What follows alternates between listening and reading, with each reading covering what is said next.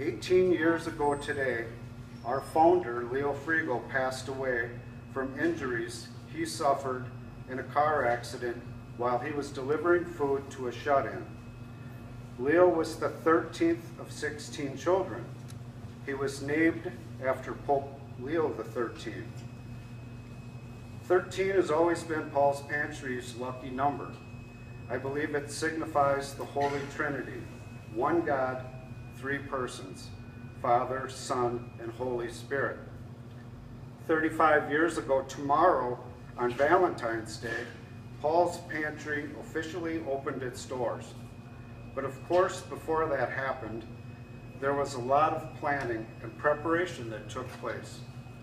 Leo had retired as president of Frigo Cheese in 1983 at the age of 52. He wished to devote the remainder of his life to apostolic work and had been preparing for that mission before retirement by joining the St. Vincent de Paul Society. His first few months of retirement were spent assisting parolees, taking them on job interviews, and assisting in their rehabilitation. The director of a local halfway house, Arlene Conant, suggested to Leo that the biggest problems ex-convicts faced was finding a job and supporting themselves. They sometimes resorted to stealing to have enough food.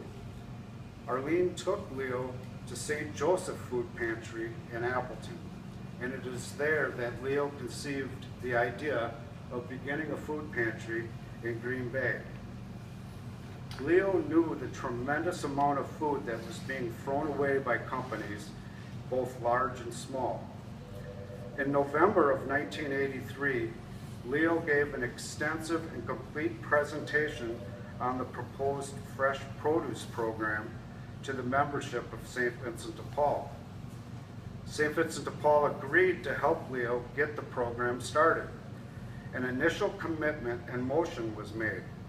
The motion stated that St. Vincent de Paul would supply the rent and utilities for the program, providing Leo found a location and all other requirements were made.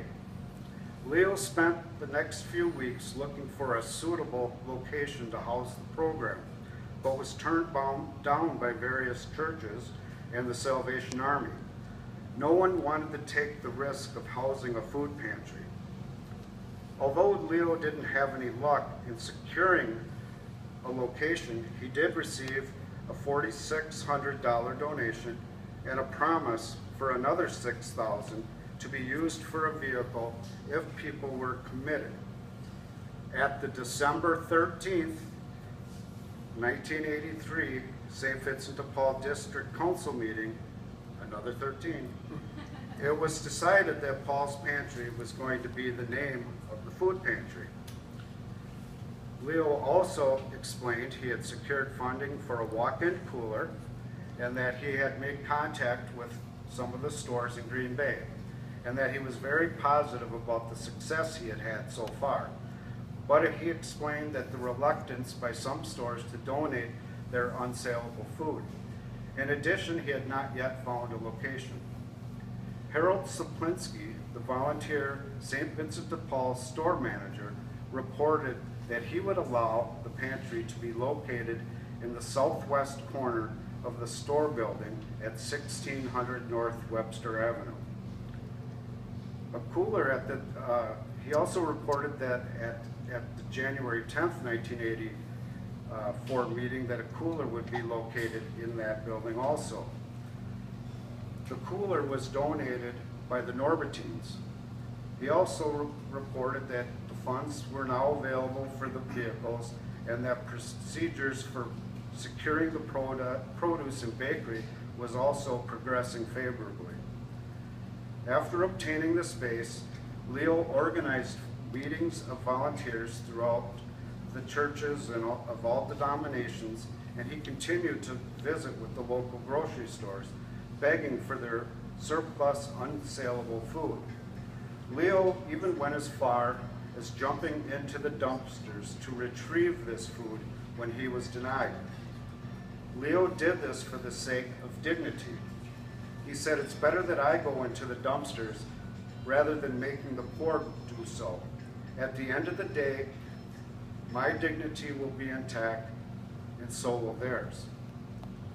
Paul's Pantry was founded on the premise that each individual member of the community can make a difference in the lives of our less fortunate.